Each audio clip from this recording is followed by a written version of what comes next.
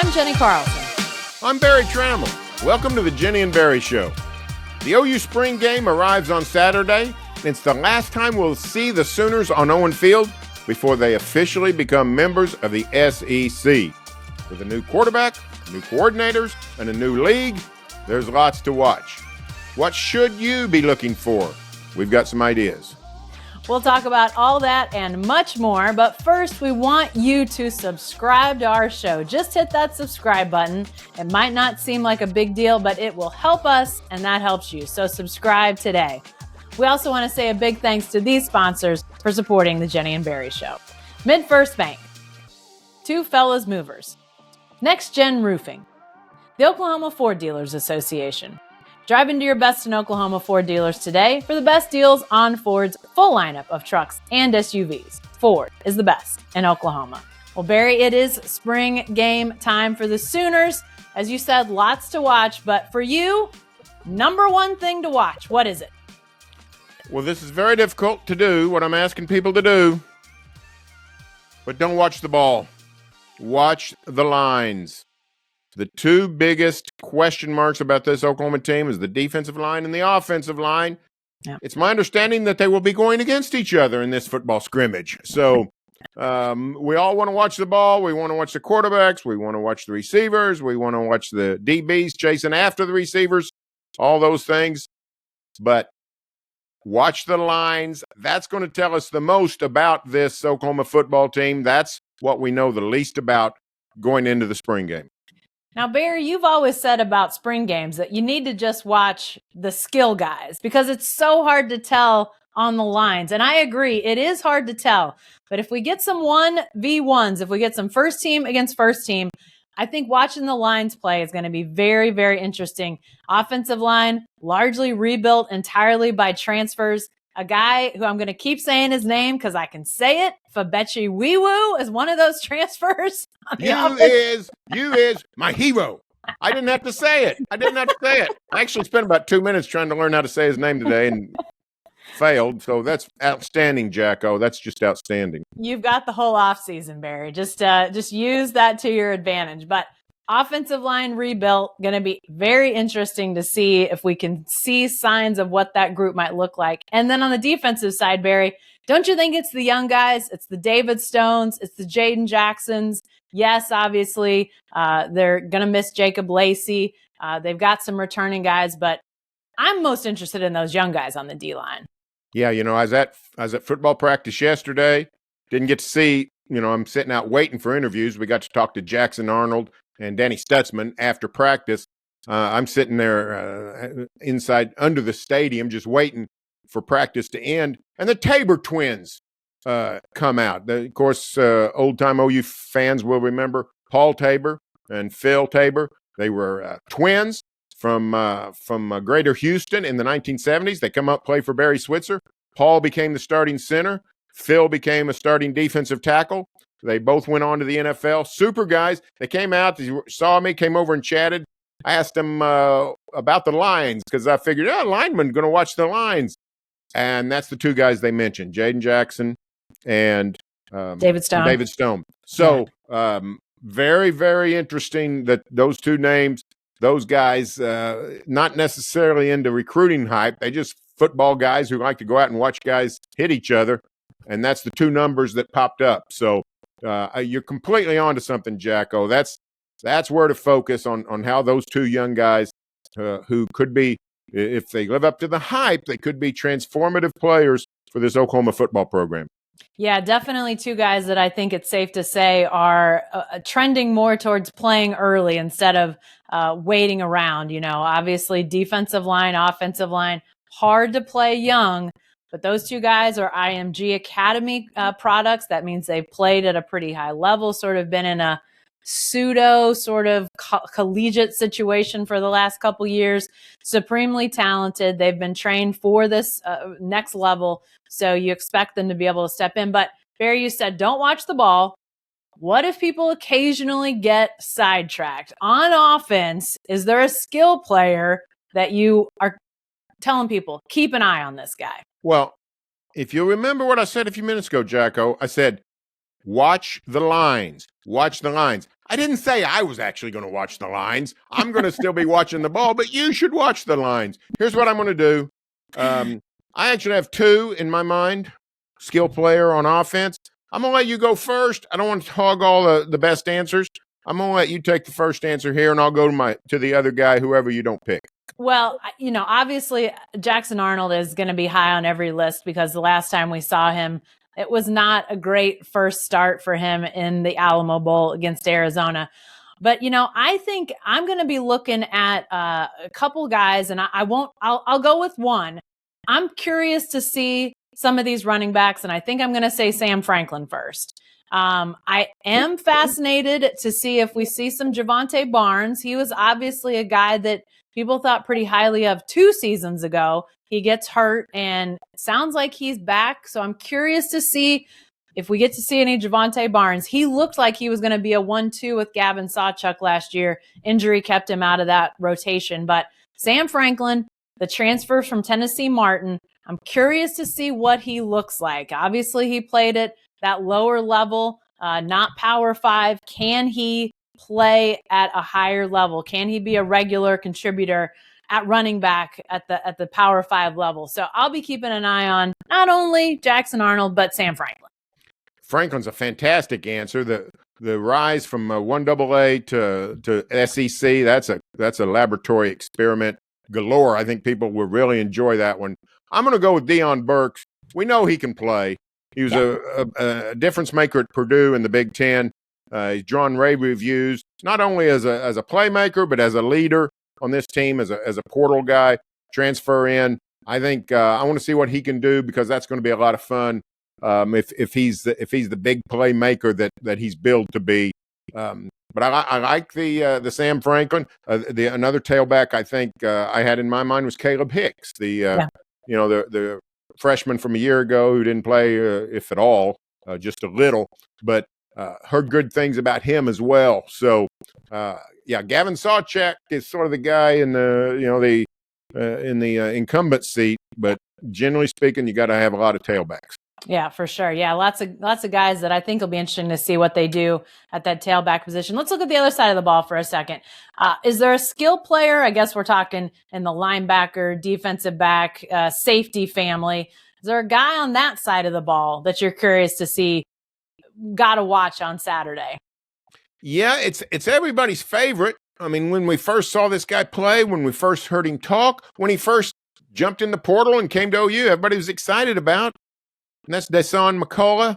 Yeah, he made some plays early in the year, and he's clearly a talented guy, but he was hurt, banged up, and ended up just not doing that much. And sometimes you forgot he was on the team.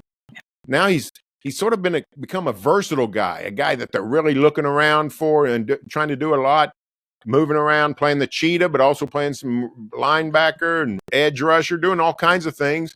I want to see how much Brent Venables can figure out how to use this guy, because he clearly did not produce the way everyone was hoping. And this is the time to start doing that, because this is a guy that could make a difference if the Sooners can figure out how to sort of garner that skill and that defensive pressure that he's able to provide. So I want to see more out of Dasan McCullough. Yeah, I think that's a great one. I'm definitely going to keep an eye on him because I thought he would be the most impactful newcomer a year ago. I really thought he was going to be the guy that we'd all be talking about, throughout the season, end of the season, all that sort of stuff when it came to new guys on defense. Quite honestly, I know there are a lot of new guys on defense, and we'll talk more about that as we go. But I'll be honest, a guy like Billy Bowman, I know he's a known commodity, but anytime I get a chance to watch Billy Bowman play, I'm going to keep an eye on Billy Bowman, because we may not have talked about him enough as the best player on that defense a year ago, but he was the best player on that defense. Might have been the best player on the team, quite frankly, last year. So I think a chance to see, where he is. He obviously made the decision to come back. Having guys like him who are able to go one-on-one with wide receivers is going to be crucial in the SEC. So how has he evolved? I don't know if we'll be able to tell that so much on Saturday, but watching him is a treat. So I'm going to keep an eye, even though, again, he's a known commodity. We've seen him play before. I still like watching really good football players play football, and so I'll be watching Billy Bowman on Saturday. Go ahead, Barry. Let's go to newcomers. I threw one out already, Deion Burks, but newcomers that you got an eye on.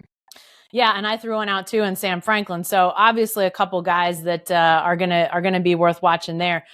But I'm curious about these defensive linemen. We mentioned David Stone, we mentioned Jayden Jackson, but obviously there's a spate of guys that they are going to be looking at as important to this defensive line. Danny Okoye is, I think, one worth watching too. He's from Tulsa, played homeschool football, highly recruited though, highly regarded, best player in the state. And I thought this was interesting, Barry. When we met with the newcomers before spring practice started, Danny Okoye said he had already added 30 pounds at that point. Now, I had never seen him in person before, so he didn't seem like to me he was outrageously big. But if he had already added 30 pounds and was comfortable at where he was and was going to keep adding, I'm really curious to see what some of these newcomers on that defensive line look like. And he's one that I'm fascinated by, more of that speed end rusher that you need. You need to be able to have them stand up, maybe move off the line a little bit, even play a hybrid linebacker type position. So I'm curious to see Danny Okoye just from what he said there. Now it's almost been 6 weeks ago about how much he had added already. So I'm curious to see what he looks like. Does he look, as we think about SEC, does he look like a guy who can potentially translate at the next level, even at next conference at a really young age? Yeah, the newcomer I'm sort of interested in seeing is Bauer Sharp, the tight end from southeastern Louisiana, a 1AA program. Heard a lot of good things about him from spring practice. Will the Sooners get back in the business of throwing to the tight end? Hadn't done it a ton the last couple of years. Yeah. So this is a guy that's drawn a lot of intrigue. He's clearly not a high pedigree guy at southeastern Louisiana, but lots of talent. They like his measurables. They like his spirit. They like a lot of things about him. So I want to see how much they use the tight ends and how much one of those tight ends might be Bauer Sharp. So that's, converted quarterback. Sounds a little bit like the Lane Johnson story. So for all I know, he's going to end up, a 10-year All-Pro offensive tackle.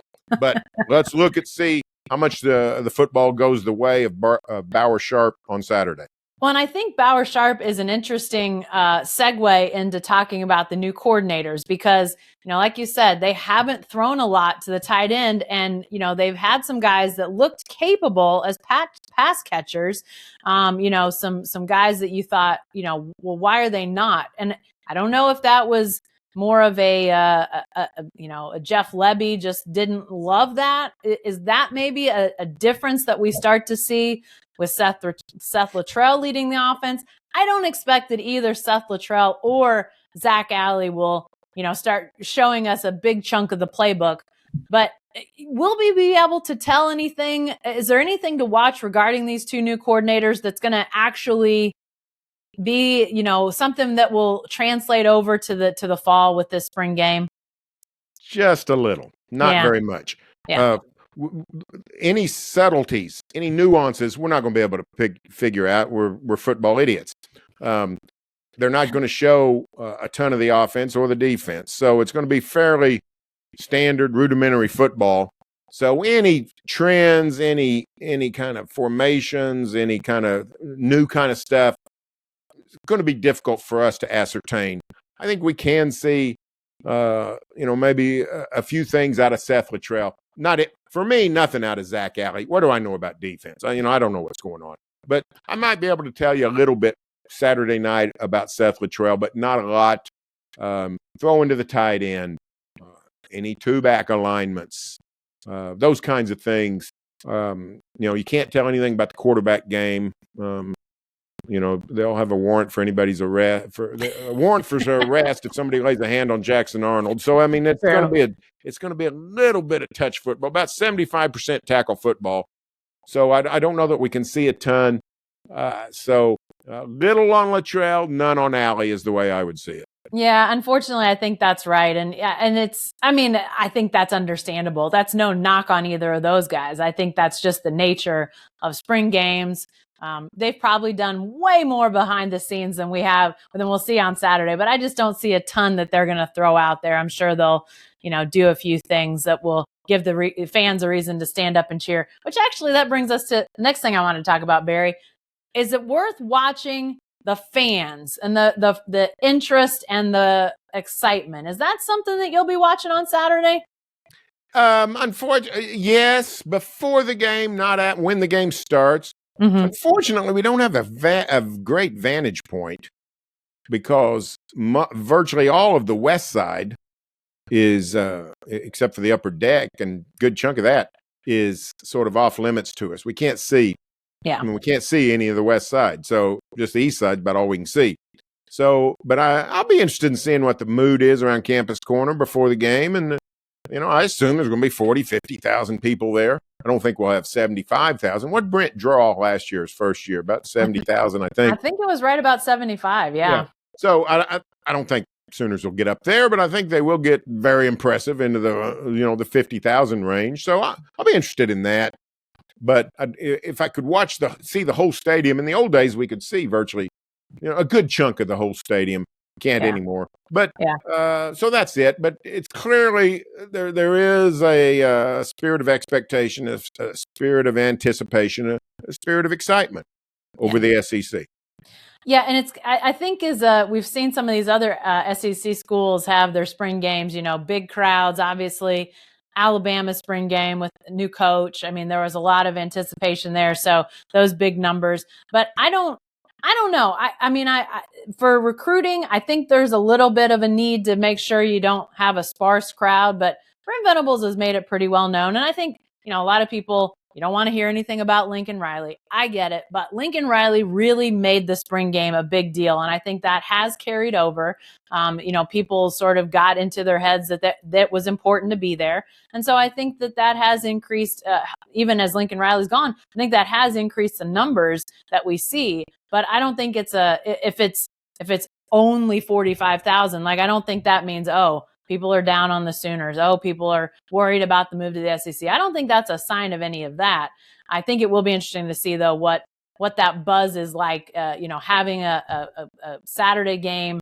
The weather looks a little iffy. There's even been some talk about whether this game might be moved. So haven't heard anything official on that. But even if the weather's not great, what does that mean? We'll have to wait and see. I think it will be interesting, though, to see those numbers. Hey, before we get out of here, Barry, last thing to watch. I don't know how much we're going to see ones versus ones, first team versus first team, but there's been a lot of talk, a lot of belief that the defense is ahead of the offense. Is it worth watching the one versus one to try to get a true sense if that's really true? I think so. I think we can get some things out of this. The offensive line and the defensive line, as we said, are the sort of the unknowns, but the defense looks better than maybe it's been in quite a while. With, you mentioned Bowen and Stutzman being really, I don't know, difference makers might be too much, but maybe not. They're really good players. Yeah.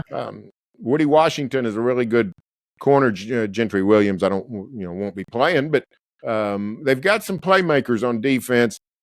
And the offense, we'll just have to see. So, been a long time since the defense carried the offense in Norman.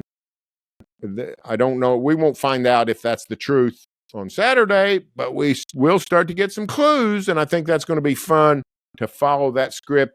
As the Sooners head to the SEC, the league known for defense, even though they've had their share of 51-46 games also. So, I think we'll see. We'll start to get some clues on if the Sooners are trying to turn the battleship and be a little bit more competitive defensively compared to what they've been doing on the offensive side. Yeah, and it will be interesting to see. I don't know how it's going to go as far as how often we do see first team versus first team. A lot may depend on, health, and I think maybe offensive line could be the area where it holds them back from doing that very much. You may just not have a ton of true first team versus first team because you're going to have to sort of sub in for those offensive linemen. We'll see. Maybe it'll be closer to the truth than I think it will, but if we do get to see that, I think it's definitely worth watching. I think the Sooners have some talent in the skill position on offense. I think they've got talent, skill positions on defense. So how do those two match up against each other? I think that's definitely something worth watching. The spring game on Saturday, 1 o'clock. Kick time. We'll have lots of coverage from Norman. That's all the time we've got this week. Remember, subscribe to our show. It really does help us. And if you like what you hear, please leave us a review. You can find our columns, videos, and podcasts at selloutcrowd.com. And if you want our content sent straight to your inbox, all you have to do is go to Sellout Crowd and sign up for our newsletter. It's completely free. Sign up today. Thanks for joining us, and we'll see you next time.